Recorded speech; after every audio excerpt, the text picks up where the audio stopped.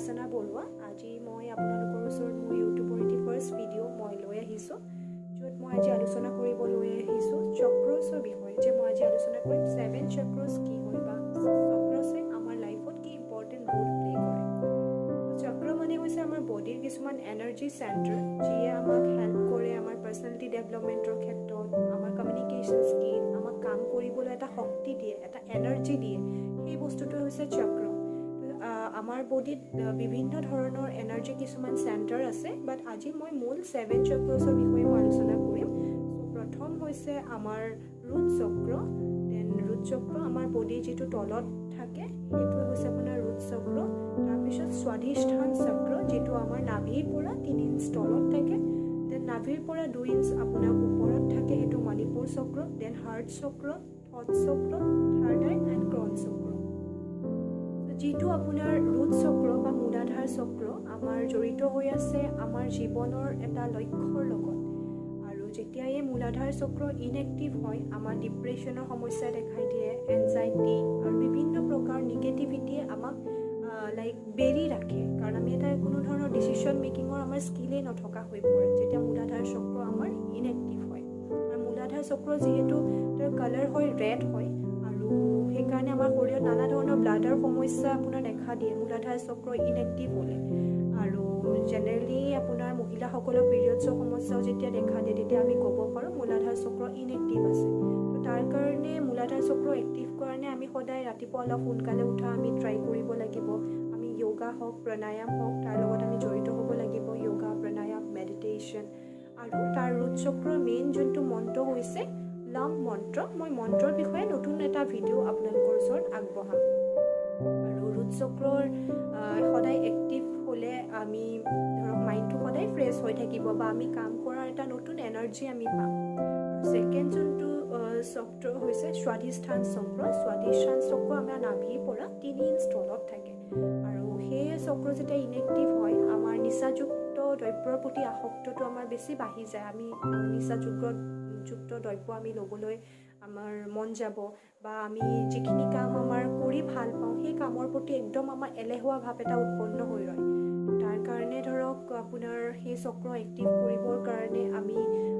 আমি যি কাম কৰি ভাল পাওঁ কাৰণ এই চক্ৰটোৱে ৰিপ্ৰেজেণ্ট কৰে আমাৰ ক্ৰিয়েটিভিটি স্কিল গতিকে আমি যি ভাল পাওঁ ডান্স গান আমি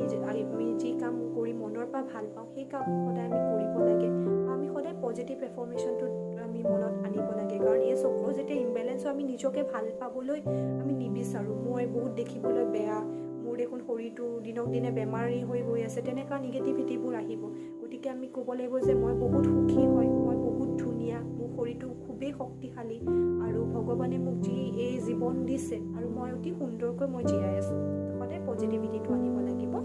তাৰ কালাৰটো হৈছে অৰেঞ্জ কালাৰ আৰু সেইকাৰণে আমি ট্ৰাই কৰিব লাগিব যে অৰেঞ্জ কালাৰ আমি ফুড আমি খাবৰ কাৰণে দেন আপোনাৰ যিটো হৈছে মণিপুৰ চক্ৰ আমাৰ নাভিৰ পৰা 2 ইঞ্চ ওপৰত থাকে আৰু এই মণিপুৰ চক্ৰ আমাৰ এটা মূল মানে শক্তিৰ আধাৰ বিন্দু বুলি আমি ক'ব পাৰোঁ আৰু সেই চক্ৰ জড়িত হৈ আছে সূৰ্য দেৱতাৰ লগত গতিকে আমি সদায় সূৰ্য দেৱতাৰ এনাৰ্জিক আমি প্ৰণাম কৰিব লাগে তেখেতে যাতে আমাক এনাৰ্জি দিয়ে আমি ভাল কাম কৰিবৰ কাৰণে সদায় তেখেতক আমি সেই বস্তুটোৰ কাৰণে আমি প্ৰণাম কৰিব লাগে আৰু যেতিয়া আমাৰ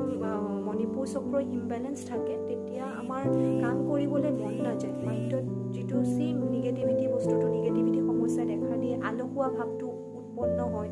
বা আপোনাৰ পেটৰ নানা ধৰণৰ সমস্যা দেখা দিয়ে কিডনী ৰোগ লিভাৰ ৰোগ বিভিন্ন টাইপৰ পেটটো সদায় বেয়া হৈ থাকে তো সেই বস্তুটো আপোনাৰ শক্তিটো একদম ডাউন হৈ যায় গতিকে তাৰ কাৰণে আমি সূৰ্য প্ৰণায়াম কপাল ভাতি যেতিয়া আমি কৰোঁ এফেক্ট সেই চক্ৰটোতে এফেক্ট কৰে গতিকে আপুনি মণিপুৰ চক্ৰৰ কাৰণে আপুনি প্ৰণায়ামসমূহ কৰিব লাগিব বা আপোনাৰ মণিপুৰ চক্ৰৰ যিটো মেইন মন্ত্ৰ হৈছে ৰাম মন্ত্ৰও আমি উচ্চাৰণ কৰিব পাৰোঁ দেন আপোনাৰ যিটো হৈছে হাৰ্ট চক্ৰ কালাৰটো হৈছে আপোনাৰ গ্ৰীণ কালাৰ আৰু হাৰ্ট চক্ৰ যেতিয়া ইম্বেলেঞ্চ হৈ থাকে আমি মানুহৰ প্ৰতি নিগেটিভিটিটো আহিব কাৰণ আমি কাকো ভাল পাব নোৱাৰিম ৰিলেশ্যনশ্বিপ এটা মেইনটেইন কৰিবৰ ক্ষেত্ৰতো আমাৰ প্ৰব্লেম হৈ যায় ডেইলি বেচিছত কাজিয়া হয় আমি মানুহক ক্ষমা কৰিব নোৱাৰোঁ বা দয়া ভাৱ সেই সম্পূৰ্ণ ভাৱবোৰ আঁতৰি যায় কাৰণ আমি মানে অভদ্ৰ আচৰণ যিটো আমি মানুহক বেয়া ব্যৱহাৰ কৰোঁ সেই বস্তুটো দেখা দিয়ে তেতিয়া হাৰ্ট চক্ৰটো আপোনাৰ ইম্বেলেঞ্চ হোৱা বুলি ক'ব পাৰি তো হাৰ্ট চক্ৰৰ কাৰণে যিটো হাৰ্ট চক্ৰ জড়িত হৈ আছে নেচাৰৰ লগত, কাৰণ গ্ৰীণ কালাৰ হয়। গতিকে আমি অকণমান শান্তি পৰিৱেশত ধৰক আমি ট্ৰাই কৰোঁ যাতে আমি সেউজীয়া গছ গছনিৰ তলত যাতে আমি থাকোঁ, অকণমান শান্তিয়েদি যদি মেডিটেশ্যন আমি কৰিবলৈ ট্ৰাই কৰোঁ, তেতিয়াও হাৰ্ট চক্ৰটো বেলেঞ্চ হয়। বা তেতিয়া আৰু আমি পজিটিভ এফাৰ্মেশ্যনটো আমি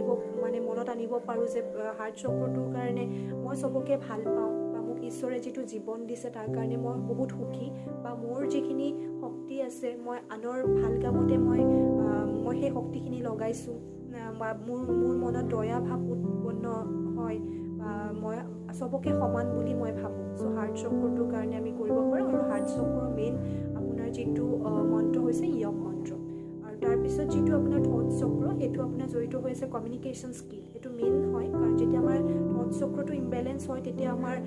কমিউনিকেট আমি মানুহৰ লগত কৰিব নোৱাৰোঁ। পাব্লিক স্পিকিঙৰ ক্ষেত্ৰত আমাৰ ভয় লাগে, আমাৰ নাৰ্ভাছনেছটো ফিল হয়। আৰু ষ্টুডেণ্টৰ জেনেৰেলি সেইটো বেছিকৈ হয়, যে ষ্টুডেণ্টে ক'ৰবাত কিবা এটা কথা ক'বলৈ যায় বা কথা ক'বলৈ ভয় কৰে, আৰু ইণ্ট্ৰভাৰ্ট টাইপৰ সেই বস্তুটো হয় ন। তো তাৰ কাৰণে থট চক্ৰটো সদায় আমি বেলেঞ্চ কৰি ৰাখিব লাগিব। আৰু থট চক্ৰ কালাৰটো হৈছে আপোনাৰ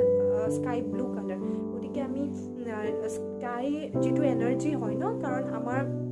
শৰীৰৰ মূল তত্ত্ব হয় আকাশ তত্ত্ব। গতিকে আমি আকাশকো আমি ক'ব লাগিব যে মোক আপুনি সেই এনাৰ্জিটো দিয়ক, সেই পাৱাৰটো দিয়ক। আৰু আমি ৰেকিৰ ক্ষেত্ৰতো আমি গুৰুত্ব দিব লাগে, কাৰণ ৰেকিও আমাক বহুত হেল্প কৰে। আৰু থট চক্ৰটোৰ কাৰণে মোৰ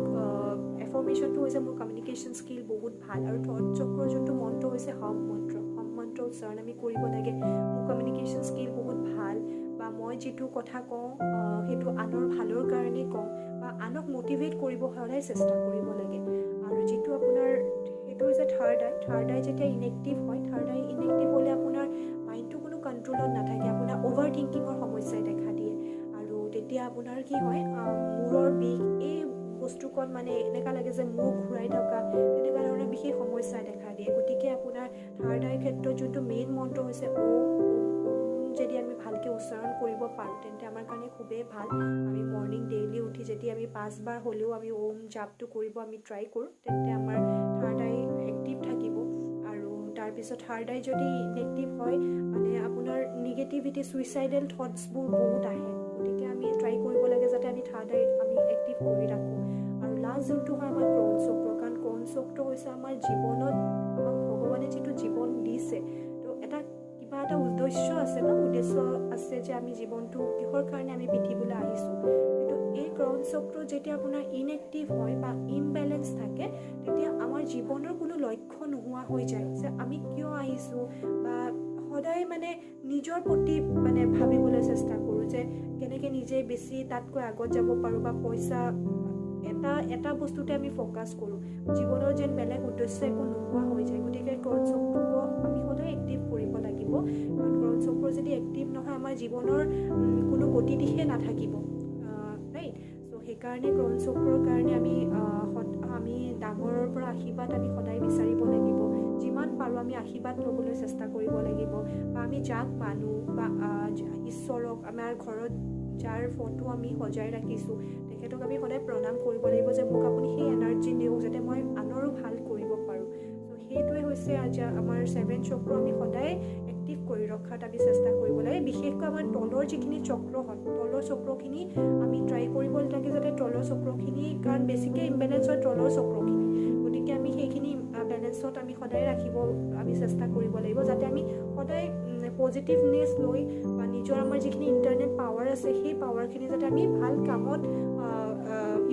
ইউটিলাইজ কৰিব পাৰোঁ, বা নিজৰো ভাল হয় তাৰ লগতে আনৰো ভাল হয়। গতিকে মই আজি ইমানতে মোৰ ভিডিঅ'টো সামৰণি মাৰিছোঁ। গতিকে আপোনালোকে ভাল পালে মোক জনাব কেনেকুৱা পাইছে। গতিকে মই আগলৈও যাতে আপোনালোকৰ কাৰণে আৰু ভিডিঅ' মই বনাব চেষ্টা কৰিব পাৰোঁ। চ' আজিলৈকে